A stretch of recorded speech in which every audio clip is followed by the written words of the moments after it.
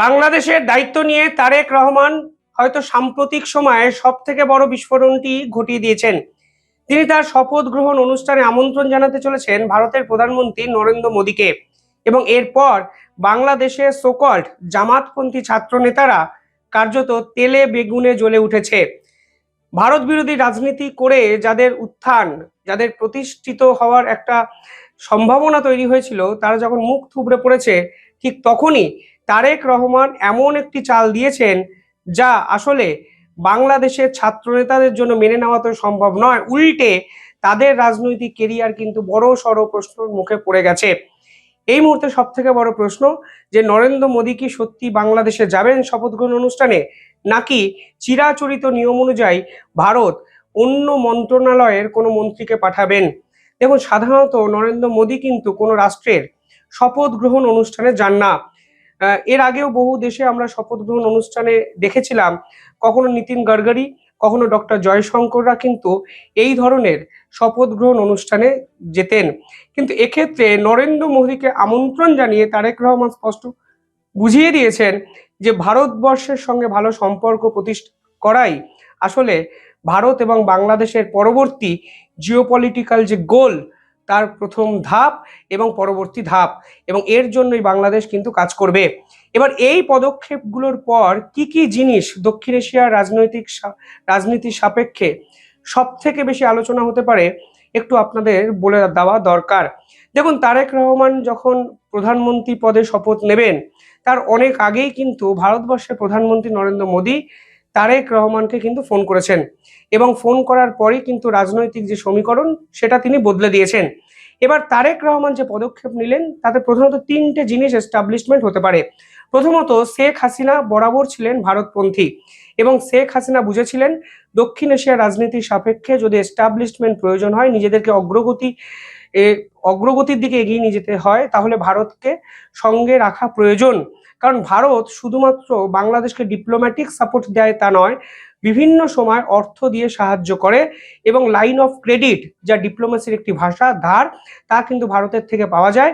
এবং Bharat military support বলুন, প্রয়োজনীয় পণ্যদ্রব্য বা সামগ্রী সাপোর্ট বলুন, আন্তর্জাতিক স্তরে কিভাবে বাংলাদেশকে মুভ করা উচিত সেই ডিপ্লোম্যাটিক চ্যানেল ক্রিয়েশন বলুন, বিভিন্ন আন্তর্জাতিক সংগঠনে বাংলাদেশকে প্রোটেকশন বলুন, সমস্ত কিন্তু শেখ হাসিনার সময় ভারত বাংলাদেশের জন্য করেছে।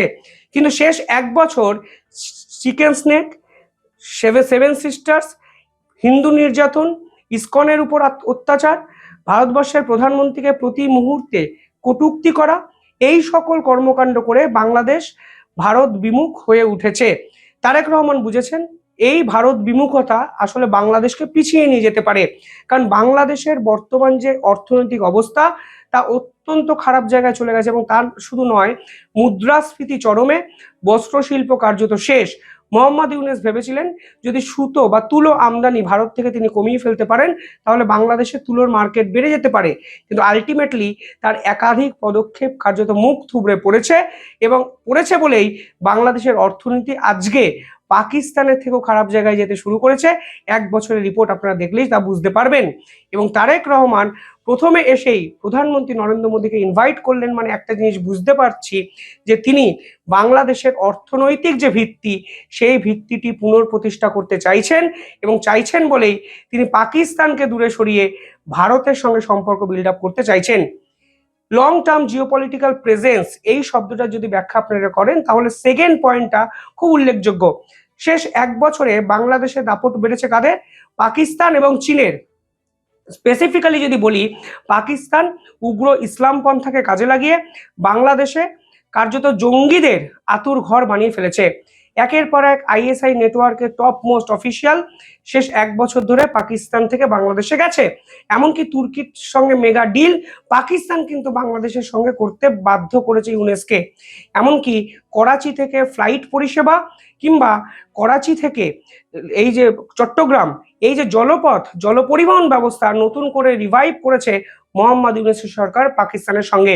এর ফলে পাকিস্তান থেকে বিনা ডকুমেন্টে বহু জঙ্গি বিনা বাধায় বাংলাদেশে চলে আসতে পারবে, যা ভারতের কাছে কিন্তু অত্যন্ত কনসার্নিং ইস্যু ছিল। ফলে ভারত ক্রমাগত বাংলাদেশের যে প্রেজেন্স, তা কিন্তু আস্তে আস্তে কমিয়ে ফেলেছিল শুধুমাত্র পাকিস্তানকে বাংলাদেশ কাছে টেনে নিয়েছে বলে। আর আজকেই তারেক রহমান বুঝিয়ে দিয়েছেন ভারতের প্রেজেন্স তিনি পুনরায় বাড়িয়ে ফেলতে আগ্রহী, এবং একটা জিনিস পরিষ্কার, ভারত যে মিডিয়ামে ঢুকবে পাকিস্তানের উবে যাওয়া কার্যত সময়ের অপেক্ষা। অর্থাৎ শেষ 1 বছর ধরে ধারাবাহিকভাবে যে শিলিগুড়ি করিডর কিংবা 7 সিস্টার্সের থ্রেট ক্রিয়েশনের চেষ্টা পাকিস্তান বাংলাদেশকে কাজে লাগিয়ে করেছে তা অনেকটা কমবে, কারণ ভারতের প্রেজেন্স, ভারতের গোয়েন্দাদের প্রেজেন্স, ভারতের ইন্টেলিজেন্সের present, government to government presence এবং অ্যাপিয়ারিং একে অপরের সঙ্গে কথা বলা আগের থেকে 1 বছরে অনেকটা বাড়বে। ফলে পাকিস্তানের কিন্তু সর্বনাশ, ভারতের জন্য নিঃসন্দেহে পৌষ মাস। এই একই ব্যাখ্যাটা আপনারা চীন ওরিয়েন্টেডও ভাবতে পারেন। শেখ হাসিনা যখন ছিলেন তখন তিস্তা জল চুক্তি বা প্রজেক্ট চীনের হাতে তুলে দিতে চাননি, কিন্তু মোহাম্মদ ইউনূসের সময় বাংলাদেশ এতটাই ধারে নিমজ্জিত হয়ে যায় যে চীনের সঙ্গে তিনি এই ধরনের প্রজেক্ট নিয়ে কথা বলতে শুরু করেছিলেন। এমনকি ভারতের শিলিগুড়ি করিডোরের খুব কাছে লালমনিরহাট এয়ারবেস, সেই এয়ারবেসের কাছেও কিন্তু চীন প্রজেক্ট করতে পারে এই আশ্বাসও কিন্তু চীনকে মোহাম্মদ ইউনূস দিয়েছিলেন। আর এবার যদি ভারত বাংলাদেশ একত্রে ফের কাজ করা শুরু করে তাহলে চীনের এই ডমিনেন্স, এই দাপট, এই মিলিটারি সাপোর্ট বাংলাদেশের কিন্তু আর প্রয়োজন নেই, যা আসলে ভারতের সীমান্তবর্তী অঞ্চল, স্পেসিফিক্যালি উত্তর পূর্বের 7টি রাজ্য, শিলিগুড়ি করিডর, এটা কিন্তু অত্যন্ত সিকিউরড জায়গায় ভারতের পক্ষ থেকে যেতে পারে। তৃতীয়ত, চট্টগ্রাম পোর্ট। দেখুন, ভারত তাদের বাণিজ্য নিয়ে অত্যন্ত সিরিয়াস কিছু মুভ শেষ 1 বছর ধরে করছে, এবং সেই বাণিজ্য ক্রিয়েশনের প্রধান আস্তানা ছিল চট্টগ্রাম এবং মঙ্গলা পোর্ট, যা ভারত এবং বাংলাদেশ একত্রে ব্যবহার করতে পারত। এবং দক্ষিণ এশিয়ার পলিটিক্সে এই চট্টগ্রাম পোর্ট অত্যন্ত গুরুত্বপূর্ণ একটি ঘাঁটি হয়ে গেছিল, কারণ এটি ইউরোপের এবং মিডল ইস্ট করিডরটা কিন্তু ওপেন করে দিত। ফলে আজকের দিনে দাঁড়িয়ে যদি ফের ভারত বাংলাদেশ একত্রে কাজ করে তাহলে ভারতের কাছেও কিন্তু আরো একটি বিকল্প ট্রেড রুটের অপশন খুলে যাবে, যদি তারেক রহমান এবং ভারতবর্ষের প্রধানমন্ত্রী নরেন্দ্র মোদী পরবর্তী 1 বছর এই সম্পর্কগুলোকে রিভাইভ করার চেষ্টা করেন, যা দুই দেশের অর্থনৈতিক ভিত্তি কিন্তু সুগঠিত করতে পারে। মনে রাখবেন, চট্টগ্রাম পোর্টে কিন্তু কিছুদিন আগেও বাংলাদেশি শ্রমিকরা বিক্ষোভ করেছে, তারা টাকা পাচ্ছে না, তাদের ইনফ্রাস্ট্রাকচার ডেভেলপ হচ্ছে না। ফলে ভারত যদি সেই পোর্টকে কাজে লাগিয়ে নিজেদের ব্যবসা বাণিজ্য সুগঠিত করতে চায় তাহলে বকলমে বাংলাদেশও কিন্তু আগের মতো বিপুল অর্থ রোজগার করতে পারবে ভারতের থেকে। ফলে এই পুরো বিষয়টি কিন্তু একে অপরের ডিপেন্ডেন্ট। খুব বেশি কেউ এই বিষয়ে আলোচনা করে না, কিন্তু মনে রাখবেন, অর্থনীতি যদি সুগঠিত না হয় তাহলে একটা দেশের ডিপ্লোমেসি কিন্তু তাসের ঘরের মতো ভেঙে পড়তে পারে। পাশাপাশি শেষ 1 বছর ধরে আমরা ধারাবাহিকভাবে বাংলাদেশে ক্রমাগত হিন্দু নির্যাতন দেখেছি। আমরা ইসকনের উপর অত্যন্ত খারাপ ব্যবহার দেখেছি। ইসকনকে ভারতের দালাল জঙ্গি সংগঠন বলে দিয়েছিল মোহাম্মদ ইউনূসের এই জামাতপন্থী ছাত্রনেতারা।